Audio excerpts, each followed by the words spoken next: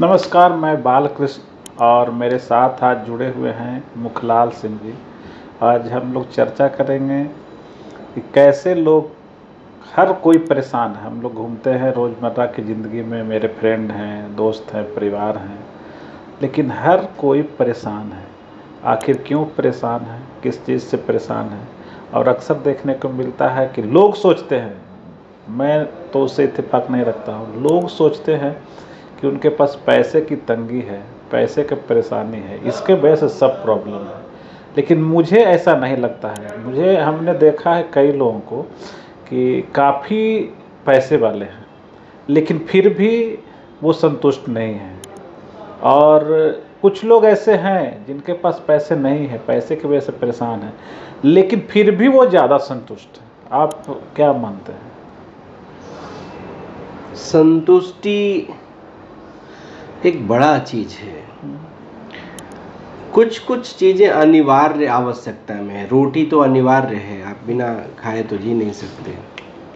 कपड़ा, मकान, रोटी कपड़ा मकान के अलावा जो जरूरत है वो अनलिमिटेड है। अब इसमें इच्छाओं का भंडार आ जाता है और कंपैरिजन शुरू हो जाता है। लोग एक दूसरे से कंपेयर करते हैं और वो तो अनंत है ना कंपैरिजन। तो सुख और दुख का जो बात है ना, वो मन का है। एक जैसे पीड़ा और दुख में अंतर है। पीड़ा शरीर का होता है, घाव है शरीर में तो पीड़ा होगा, बुखार लगा है तो पीड़ा होगा। पर दुख है वो मन का है। दुख और सुख मन से डिपेंड, मन से रिलेटेड है। तो कोई आदमी, जैसे मैंने किस किस तरीके का गरीबी मैंने देखा अपने जीवन में। एक तो पैसे का गरीबी सबको दिख जाता है। हम लोग गरीब जगह में रहते हैं शायद इसलिए। बिहार तो गरीब जगह है, भारत ही गरीब है, भारत में बिहार और गरीब है। तो पैसे का गरीबी से ज़्यादातर लोग परेशान। तो जिनके पास पैसा होता है, आम आदमी में धारणा बन जाती है कि पैसा जिसके पास है वो सुखी है। पर बाकी कई कंट्रीज हैं जो एकदम अमीर है, वहाँ पे भी तो पैसा खूब है, पर सब लोग सुखी थोड़े ही हैं। तो गरीब में कितने प्रकार का देखा मैं बताना चाहता हूँ। पैसे का गरीब तो सब कुछ जानते हैं। उस आदमी से मिलिए जो पति पत्नी दोनों मिलके एक बच्चे के लिए प्रयासरत हैं। उम्र 30 साल, 40 साल, 45 साल हो चुका है और उनके घर में संतान नहीं है। दौड़ लगाते हो डॉक्टरों के पास। उनसे जब आप बात करेंगे तो दूसरे के बच्चे तो ऐसे ही, जो सड़क पे कोई भिखारी हो उसके पास भी बच्चा होता है। उस भिखारी के सामने भी अपने आप को बहुत गरीब पाता है कि इसके गोद में एक बच्चा है। वो माँ बिलख रही है जो बच्चे के लिए, वो उसको धन्य भाग मानती है कितनी भी गरीबी हो, और अपने को बहुत दुर्भाग्यशाली मानती है कि मेरे गोद में एक बच्चा नहीं है। तो एक ये भी गरीबी है। उस आदमी से मिलिए। मैं एक बार गया था टाटा मेमोरियल हॉस्पिटल मुंबई में। वहाँ पे जो कैंसर पीड़ित लोग हैं उनसे मिलिए। वो एक साधारण आदमी जो सड़क पे सोया हुआ है, उससे जब अपना जीवन वो कंपेयर करता है तो सोचता है कि मेरे पास धन है तो क्या हुआ, शरीर ही मेरा ख़त्म होने वाला है 2-4 साल में, 1 साल में, कब तक मैं जिंदा हूँ पता नहीं। तो उसकी गरीबी है शरीर का। बूढ़े होते हुए लोग, बीमार होते हुए लोग, एक छोटे बालक का जिसके पास कुछ भी नहीं है अभी, उसका शरीर देख के ललच जाते, ये भी एक गरीबी है। मिलिए उससे जो पढ़ाई लिखाई नहीं किया, जिसको सम्मान नहीं मिलता है, आइडेंटिटी क्राइसिस होता है, उससे मिलिए। वो आइडेंटिटी के गरीबी में पड़ा हुआ है। आपने देखा होगा बड़े बड़े धनवान लोग बहुत दान दक्षिणा करके पत्थरों पे अपना नाम लिखवाते हैं। आइडेंटिटी क्राइसिस है। बहुत बड़ा लिस्ट है गरीबी का, जिसमें एक है धन का गरीबी, संतान का गरीबी, स्वास्थ्य का गरीबी, सम्मान का गरीबी। गरीबी देखेंगे ना तो बहुत तरह का है। अब वो सब गरीबी तो आप मिटा नहीं सकते, किसी न किसी खंड नहीं, में हम तो देखे कल हम आ रहे थे गाड़ी से डगबंगला चौराहे पे ही देखे कि एक माँ थी, एक बच्चा उसके साथ था छोटा, वो मुश्किल से 6-7 महीना का बच्चा होगा, चाहे साल भर का मान लीजिए, गोद में था, खड़ा हो रहा था। उसके साथ एक और बच्चा था और एक और बच्ची थी, 3 बच्चा। और फटेहाल अवस्था में बेटी भी थी, वो थी, और बेटा भी था। और वो बैठी थी सड़क के किनारे, और बाकी दोनों बच्चा सब गाड़ी रुकता था तो उससे जाके भीख मांग रहा था, ला रहा था। और छोटा बच्चा था वो, जो अभी कुछ अननोन वे में है, लेकिन वो भी देख के हंस रहा था।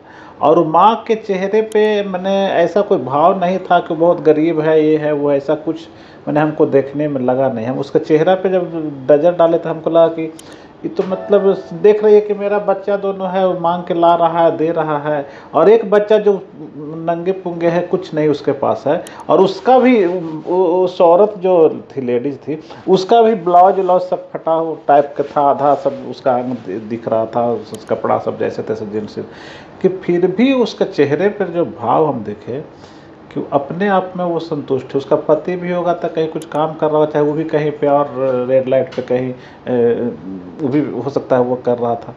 तो मुझे लगता कि गरीब है कि अमीर है, हम तो कंफ्यूज हो गए काफ़ी देर तक, जितना देर रेड सिग्नल रेड नहीं हुआ उतना देर में। एक बहुत ही एक स्टेटमेंट है डोनाल्ड ट्रंप का। डोनाल्ड ट्रंप अमेरिका के जो राष्ट्रपति राष्ट्रपति होता है। थे, एक भिखारी उनसे भीख मांगा था। हम्म, सच्ची घटना है क्या है, पर वो प्रचलित है। हम्म, एक भिखारी उससे भीख मांगा तो डोनाल्ड ट्रंप ने अपना हाथ फैला दिया उस भिखारी के सामने। भिखारी हंसने लगा कि आप भला मुझसे भीख मांग रहे हैं? बोला कि हाँ, मैं तुमसे भीख मांग रहा हूँ क्योंकि तुम मुझसे एक अमाउंट बोला कि इतने करोड़ ज़्यादा अमीर हो। बोला कि आप डोनाल्ड ट्रंप इतने बड़े बिजनेसमैन और मैं कहाँ भिखारी, आप मुझे अमीर बोल रहे हैं, ये क्या मतलब है? उन्होंने कहा कि तुम भिखारी हो लेकिन जीरो बैलेंस पे हो। मैं बहुत बड़ा बिजनेसमैन हूँ पर मेरे पास बहुत कर्ज है, तो मैं माइनस में हूँ तुम प्लस में, और तुम जीरो पे हो, तो तुम मुझसे ज़्यादा अमीर हो, मुझे कुछ देना है तो दे दो। तो गरीबी और अमीरी जो बात है, और जो सुख और दुख है, सुख कई सिचुएशन में होता है। अभी आप अपना नाक बंद कर लीजिए 1 मिनट के लिए, बहुत दुख में आप हैं, और 1 मिनट में आप अपना नाक बंद कर लीजिए। शरीर छटपटाने लग जाएगा सांस लेने के लिए, शरीर का एक एक सेल छटपटाने लग जाएगा, हवा मिले हवा मिले, और वो जो छोटा दुख था वो मिट जाएगा। और जैसे ही 1-1.5 मिनट में आपका कोई नाक छोड़ देगा, खुद पकड़ेंगे तब तो छोड़ ही देंगे, कोई और पकड़े रहेगा और आपको एकदम छटपटा देगा, और जब आपका नाक छोड़ेगा ना, तो आप तृप्त और आनंदित महसूस करेंगे। क्यों ऐसा हुआ? एक दुख था जिसमें कम से कम आप सरवाइव कर रहे थे, एक नया दुख पनपा जिससे अब तो शरीर ही छटपटाने लग गया। तो छोटे दुख के सामने एक बड़ा दुख जब टल गया तो इंसान सुखमय हो जाता है।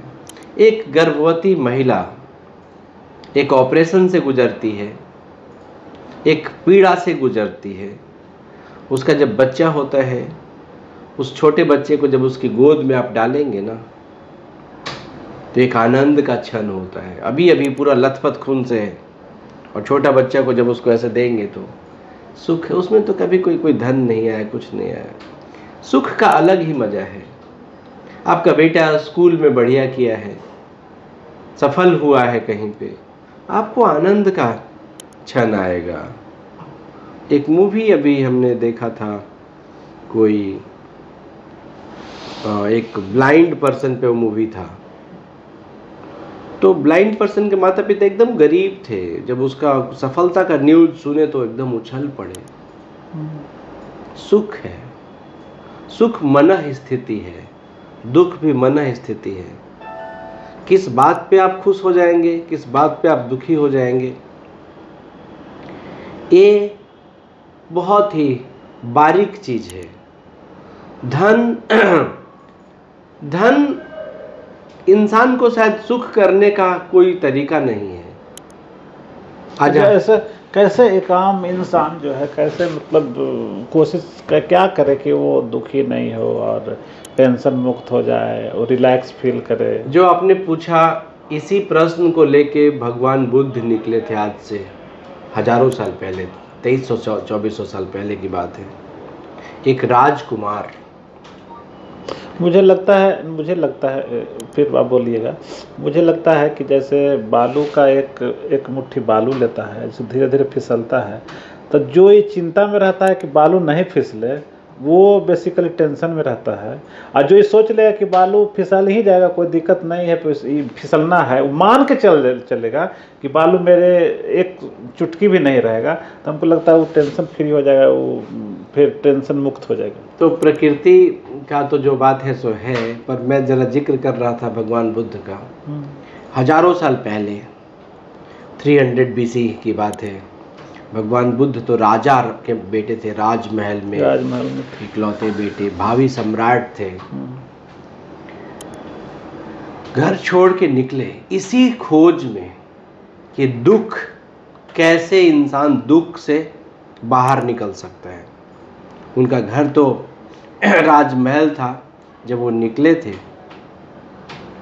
तो उनका जो सारथी था, जो कुछ दूर तक उनको छोड़ने आया था, वो पूछा कि ये राजमहल छोड़ के आप जा रहे हैं, आपका बेटा है, उसमें आपकी सुंदर पत्नी है, आप इसे छोड़ के जा रहे हैं, क्यों जा रहे हैं? भगवान बुद्ध ने उस समय उत्तर दिया। तो समय तो भगवान बुद्ध नहीं बने थे, वो सिद्धार्थ थे। सिद्धार्थ ने उत्तर दिया, जो तुम्हें राजमहल दिख रहा है, तुम उसके सारे कारनामों को जानते नहीं हो। मुझे आग की लपटों से घिरा हुआ ये भवन दिख रहा है, और तुम भी यहाँ से जल्दी भागो, मैं तो भाग ही रहा हूँ। मैं बाद में परिचित हुआ इन सब चीज़ों से कि आखिर एक राजकुमार घर छोड़ के क्यों भाग गया। वो राजमहल था, पर क्लेश से भरा राजमहल था। सिद्धार्थ और देवव्रत का कहानी तो आपने सुना ही होगा। देवव्रत के माता पिता चाहते थे देवव्रत को, देवदत्त को राज सिंहासन पे बैठाना चाहते थे, और बहुत राजनीतिक खेल होता था उनके घर में। यही सब देख के तो सिद्धार्थ के मन में बहुत सारा प्रश्न खड़ा हुआ, और इस प्रश्न को मिटाने के लिए बाहर निकला। तो बाहर निकले, बहुत दिन तक, शायद 10 साल तक जंगलों में भटकते रहे भगवान बुद्ध। हालत ऐसी हो गई थी कि चावल के एक दाने पे वो टिकते थे, और बेहोशी हालत में कोई एक गया में ही शायद वो खीर खिलाई थी कोई लड़की। उसी समय से बोला जाता है कि बुद्ध ज्ञान को उपलब्ध हुए और बुद्ध प्रसन्न हो गए, दुख का अंत हो गया उनके जीवन में। बुद्ध बोलते हैं उनको, बुद्ध नाम नहीं था, बुद्धि की वजह से बुद्ध बोलते हैं। तो उसके कुछ जो मूल बात बुद्ध ने बताया है, वो बात अगर कोई अनुसरण करे, बुद्ध ने जो बात बताया है, शायद गीता में भी कृष्ण ने वही बताया है, शायद कुरान में भी वही बताया है, बाइबल में भी शायद वही बताया है, सत्य है। वो जीवन में, जीवन क्या है इस बात को कोई समझ गया ना, तो दुख से उसको थोड़ा छुटकारा मिल सकता है। प्रकृति के नियम है, उस नियम के अगेंस्ट जाएंगे तो दुख होगा, और नियम के साथ चलेंगे तो सुख होगा। मैं ऐसा बोल रहा हूँ, इससे आप ये मत समझिए कि मैं दुख के ऊपर जा चुका हूँ, पर मुझे थोड़ा थोड़ा जानकारी है। मैं अपना जीवन बहुत बिताया हूँ स्पिरिचुअलिटी में, और चीज़ों को समझने की कोशिश किया हूँ। धारा के विपरीत बहाव कठिनाई से भरा होता है, और धारा के साथ चलना बड़ा ही मजेदार होता है। आपको अपना नाव का वो खेना भी नहीं पड़ेगा, आप चलते जाएंगे। वैसे ही जीवन के कई नियम हैं, उस नियम का कई व्याख्या है। उस व्याख्या का जो अनुसरण करेगा वो दुख से दूर होगा, और जो उसके उल्टे चलेगा प्रकृति के नियमों के, वो दुख में घुसता जाएगा, घुसता जाएगा, घुसता जाएगा। ज़्यादा लोग बटोरने के चक्कर में ज़्यादा कुछ सोच, वो बटोर भी रहे हैं, केवल ऐसे नहीं, तो अज्ञानता की वजह से। हाँ, अज्ञानता की वजह से। भगवान बुद्ध ने 3 बात कहा है, मोटा मोटी मैं बताना चाहता हूँ। उन्होंने कहा कि शिलाचार करो। शिलाचार, ऐसा आचार जो जिससे किसी को आपत्ति ना हो, आज जिससे आपके मन में कोई भय उत्पन्न ना होता हो। शिलाचार, महात्मा गांधी ने अहिंसा कहा था, ऐसा कोई काम मत करो जिससे कोई तुम्हारा दुश्मन खड़ा होता हो। आप किसी को हिंसा कर देंगे तो उसका जो लोग हैं तो आपके खिलाफ खड़े हो जाएंगे, जब आपके मारने कोई आ जाएगा तो आप भयभीत हो जाएंगे। तो जब भी आप कोई ऐसा काम करते हैं जिससे भय उत्पन्न होता है, जिससे शत्रु उत्पन्न होता है, उसे छोड़ देना चाहिए, ऐसा भगवान बुद्ध कहते हैं। उसको बोलते हैं शिलाचार करो, ऐसा आचार जिससे जीवन में भय उत्पन्न ना हो। भय उत्पन्न नहीं होने से क्या मतलब है उनका? वो बोले कि भय मुक्त जो मस्तिष्क है वही केवल ध्यान में उतर सकता है। ध्यान में उतरना क्या है? ध्यान मतलब एकाग्रचित होना। एक आदमी बैठा हुआ है और तड़फड़ कर रहा है, उसको एकाग्रता मिल ही नहीं रहा है। तो शिलाचार करने से भय मुक्त होता है इंसान, और भय मुक्त इंसान ही ध्यान में उतर सकता है, और ध्यान में उतरने पे ही ज्ञान सीख सकता है। ज्ञान को सेंटेंसेज में याद करना और ज्ञान को अपने तराजू में तौल के उसको समझ जाना, दोनों में फर्क है। और जब आपको ज्ञान हो गया तो आपके कर्म बदल जाएंगे। तो आपने जो कहा कि कोई बटोर रहा है, वो ऑब्वियसली उसको उत्तम समझ के बटोर रहा है, उसको ज्ञान की कमी है। मृग तृष्णा है, लोग सोचता है कि मृग तृष्णा भी अज्ञानता है। जब आप जान गए कि मृत्यु समीप है, आप कुछ भी कर लीजिए, आप बच नहीं पाएंगे, और आपके पास इतना असेट है कि आप अपनी जिंदगी जी ही लेंगे, आपके बच्चे भी, तो बच्चे के बच्चे के बच्चे के बच्चे सुरक्षित करने की वजह से लोग धन इकट्ठा करते हैं। इंश्योरेंस चाहते हैं कि मैं तो सुरक्षित हूँ ही, मेरा फैमिली भी सुरक्षित हो, मेरा और फैमिली भी सुरक्षित हो। पर वो ये नहीं जानते कि धन का एक लिमिटेशन है। और जो जान जाते हैं, शायद भगवान बुद्ध जान गए थे इसलिए तो महल छोड़ दिया उन्होंने, राजा बनने से मना कर दिया। कई लोग ऐसे होते जिनको आप राजा बनाएंगे तो मना कर देगा, बोलते हैं जिम्मेदारी है। क्या एक मुख्यमंत्री बनना, एक प्रधानमंत्री बनना केवल सम्मान ही मिलता है? बहुत जिम्मेदारी है। आपने कहा था ना, सर मुड़ा, आपने सुना होगा ना, सर मुड़ाते ही ओले पड़े। तो क्या मुख्यमंत्री बन के आप कहीं भ्रमण पे निकल जाइएगा? नहीं निकल सकते, पूरी जनता आपको इंतजार कर रही है। आप किसी जिले का डीएम बन जाएंगे और अब आप छुट्टी पे चले जाएंगे? नहीं जा सकते, पूरा जिला चलता है आपसे।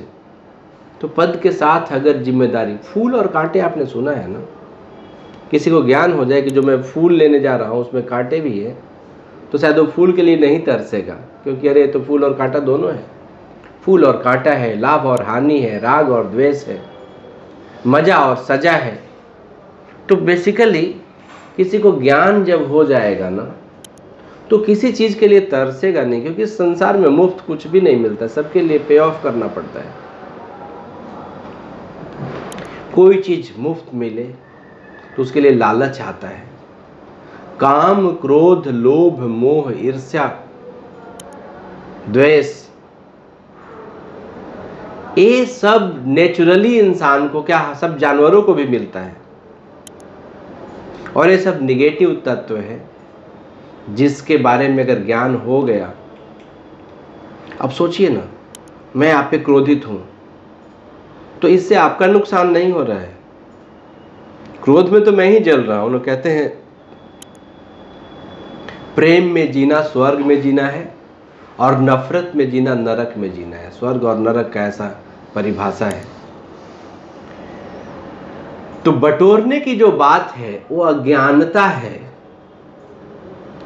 अज्ञानवश ही लोग बटोर रहे हैं कि पैसा मेरे पास है तो मैं सुरक्षित हूं, पर पैसा मेरे पास है, आपने सुना होगा बहुत सारा कि बहुत सारा पैसा है किसी के पास और उसके घर में कुछ एक्सीडेंट हो गया, किसी को कोई बहुत बड़ी बीमारी डिटेक्ट हो गया। आप स्टीव जॉब्स को तो सुने होंगे ना, एप्पल का जो फाउंडर है, कितने पैसे हैं उनके पास, कैंसर हो गया, उनको डेथ हो गया। माइकल जैक्सन तो सबने देखा हो कि कितना प्रोटेक्टेड अपना बॉडी रखता था, वो डेथ हो गया। एक लिमिटेशन है हर चीज का, भगवान का भी शायद एक लिमिटेशन है, वो एक लिमिट तक ही जाके चीजों को ठीक कर सकते हैं।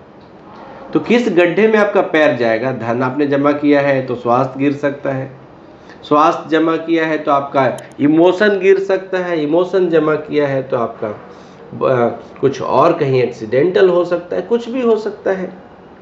तो कुल मिला के मैं जब बहुत दूर दराज से चीज़ों को सोचा तो मुझे लगा सब कुछ ऊपर वाले के हाथ में। अब ऊपर वाले का मतलब ऐसा नहीं कोई मैं किसी भगवान के बारे में बोल रहा हूँ, एक अदृश्य शक्ति जिसे प्रकृति बोल सकते हैं, जिससे हम लोग चलते हैं, जिससे हमारा जीवन चलता है, वो उसके ऊपर आपको छोड़ना पड़ेगा। मतलब आप एक दया के पात्र हैं इस संसार में।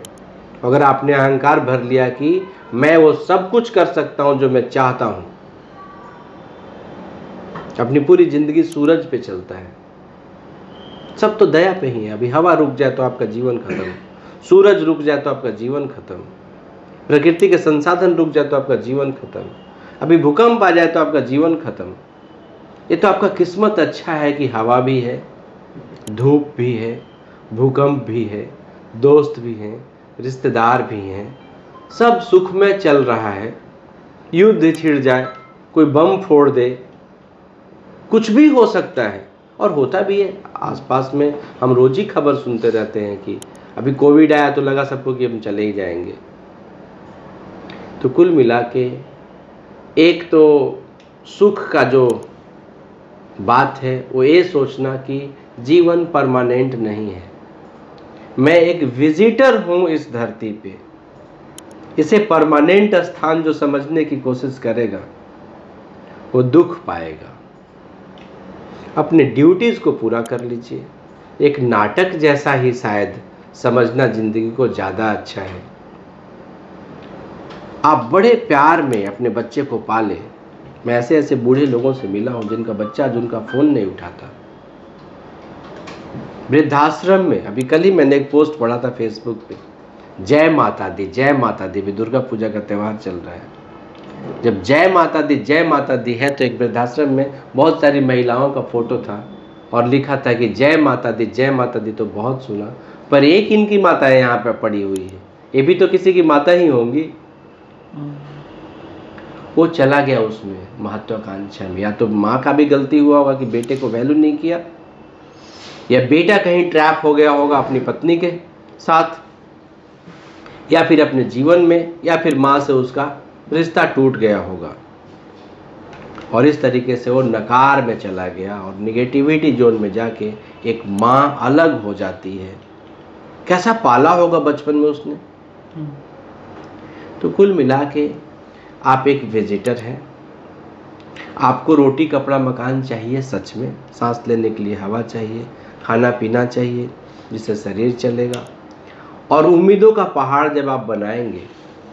मैंने देखा है जो लोग, अभी नीतीश कुमार बिहार के मुख्यमंत्री हैं, बहुत प्रयास किया था उन्होंने पिछले इलेक्शन में कि प्रधानमंत्री बन जाओ, उम्र 75 साल है। लालकृष्ण आडवाणी को भी आपने देखा ही, वो 80 ईयर्स और 82 ईयर्स के थे जब वो प्रधानमंत्री की रेस में थे। दुखी हो गए थे बहुत, नरेंद्र मोदी को जब चुना गया था बहुत दुखी हो गए थे वो लालकृष्ण आडवाणी। एक 82 ईयर्स का आदमी अब अंतिम पड़ाव में है। वो बहुत तो बहुत 10 साल जिएंगे। उन्हें लगता हो कि मैं एक बार प्रधानमंत्री बन के मरूंगा तो मेरा नाम अमर हो जाएगा। पर आप आज से 500 साल पीछे चले जाइए, 1000 साल पीछे चले जाइए, कौन राजा था किसी को याद भी नहीं रहता है। 1950 से लेकर 2024 तक कितने प्रेसिडेंट और कितने प्राइम मिनिस्टर बने होंगे, मुझे नहीं लगता कि सभी आदमी को सभी प्रेसिडेंट और प्राइम मिनिस्टर का नाम याद है। तो कुछ चीज़ आप लिखेंगे पानी पे, लिखते जाएंगे मिटता जाएगा। आप लिखेंगे बालू पे, लिखेंगे कुछ दिन के बाद मिटेगा। आप लिखेंगे पत्थर पे भी बहुत दिन तक रहेगा, लेकिन सर्वकालीन नहीं रहेगा वो। तो ऐसे ही जीवन है, जस्ट विजिटर्स की तरह जो जीवन को ले लिया, उसी को तो साधु बोलते, संत बोलते। संत को बोलते हैं ससहित अंत हो गया, मुक्ति को पा गया, मोक्ष को पा गया। मोक्ष को पाना मतलब अब उसको समझ गया कि जहाँ फूल है वहाँ छुपे हुए कांटे भी थे, तो इसलिए वो फूल से बहुत लालच नहीं खा रहा है। आप एक स्त्री से शादी कर रहे हैं, अगर उसको सीन दिखा दिया जाए कि एक शादीशुदा आदमी कैसा जिंदगी जी रहा है, कितने झगड़े हैं, तो उसको शादी से लालच नहीं आएगा, है ना। तो ये सारा कुछ बेसिकली अज्ञानता है। तो ज्ञान ही एक तरीका है। तो भगवान बुद्ध ने कहा भी कि शिलाचार करो, उससे भय मुक्त रहोगे, उससे ध्यान घटित होगा, और ध्यान घटित होगा तो ज्ञान होगा, और ज्ञान ही आपको दुखों से मुक्त कर सकता है। शायद गीता के द्वारा, रामायण के द्वारा, बाइबल के द्वारा, कुरान के द्वारा सब ज्ञान ही बताने की कोशिश कर रहे हैं, पर लोग ध्यान के अभाव में उसको शाब्दिक तरीके से रट जाते हैं। जय हनुमान ज्ञान गुण सागर, क्या मीनिंग है मालूम नहीं। ओम भूर्भुवस्सुः तत्सवितुर्वरेण्यम का हिंदी शब्दार्थ देखेंगे तो जो मुस्लिम लोग नमाज पढ़ते वो भी वही है सब कुछ है। वो जो क्रिश्चियन लोग जो उधर वहाँ पे जो प्रार्थना करते वो भी वही है, सब भगवान का तारीफ है। पर शाब्दिक नहीं समझ के, शब्द का मतलब ही होता है आपके दिमाग में कुछ झंझनाहट पैदा करना, पर शब्द को लोग नहीं समझ रहे, शब्द को याद कर लिए। कहाँ कमी हो गई? ध्यान की कमी हो गई। बिना ध्यान के रटते गए। आपने देखा है ना, बूढ़ी दादी माँ एक रामायण पढ़ रही है, रामायण में बहुत अच्छा अच्छा चरित्र का वर्णन है, और सामने से एक बच्चा पार हो गया तो उसको ऐसे डंडा लेके खदेड़ती है, कहाँ गया रामायण। लेकिन अगर कोई ध्यान मग्न होकर रामायण पढ़ता रहेगा तो बच्चे के बदमाशी उसको विचलित नहीं कर पाएगा। तो कुल मिला के मैं शायद दो संदेश देना चाहता हूँ। एक, शिलाचार, हालांकि इतना आसान नहीं शिलाचार करना, लोभ क्रोध काम मोह तो है ही इंसान के पास। शिलाचार से भय, तो शिलाचार न घटित हो तो भय से मुक्त होने का कोशिश करना चाहिए, क्योंकि भयभीत मन ध्यान में नहीं जा सकता। ध्यान मतलब एकाग्र चित्त में नहीं जा सकता, और एकाग्र चित्त में नहीं जाएंगे तो आपको ज्ञान समझ में नहीं आएगा, फिर शब्द के फॉर्म में रह जाएगा वो, उसका वास्तविक अर्थ समझ नहीं पाएंगे। और जब आप अज्ञान में रहेंगे तो आप कुछ का कुछ समझ लेंगे। आपको फूल दिखेगा, कांटा नहीं दिखेगा। जब फूल दिखेगा, कांटा नहीं दिखेगा, तो आप तो फूल के लालच में पड़ जाएंगे। वो लालच दुख है। वो वहां से वासना जाग जाता है, ये मुझे चाहिए। वासना का शब्द लोग समझते हैं केवल स्त्री को ढूंढना, ऐसे वासना बोलते हैं। वासना स्त्री को ढूंढना नहीं है। कई महत्वाकांक्षी लोग पॉलिटिकल पद पाने की वासना में है, कई लोग धन पाने की वासना में है, कई लोग कुर्सी और सम्मान पाने की वासना में है। तो वासना तो पूरा होगा नहीं, और जब वासना पूरा नहीं होगा तो दुख आएगा। तो इस तरीके से दुख इंसान को घेर लेता है। तो जो धन का दुख है बहुत प्राइमरी लेवल का, वो गरीबों में केवल है। बहुत सारे लोग धन को की गरीबी को पार कर चुके हैं, फिर भी दुखी हैं। सुसाइडल अटेम्प्ट तक लोग चले जाते हैं। बहुत रिच पर्सन सुसाइड कर लिया, बहुत सक्सेसफुल पर्सन सुसाइड कर लिया, वो उसमें अज्ञानता की वजह से इस तरीके का होता है। चलिए हम इस चर्चा को यहीं विराम देंगे और फिर चर्चा आगे करेंगे कि कैसे आदमी का जीवन हो और कैसे हम लोग डेली एक एक बात, एक एक शब्द पर हम लोग केंद्रित करके और अपने जीवन को ढालें कि ऐसी स्थिति नौबत नहीं है कि हमें दुख हो। हम फिर चर्चा करेंगे सेकंड टॉपिक पे। नमस्कार। अगर आपको ये खबर अच्छी लगी तो चैनल को सब्सक्राइब करना नहीं भूलें और बेल आइकन जरूर दबाएं।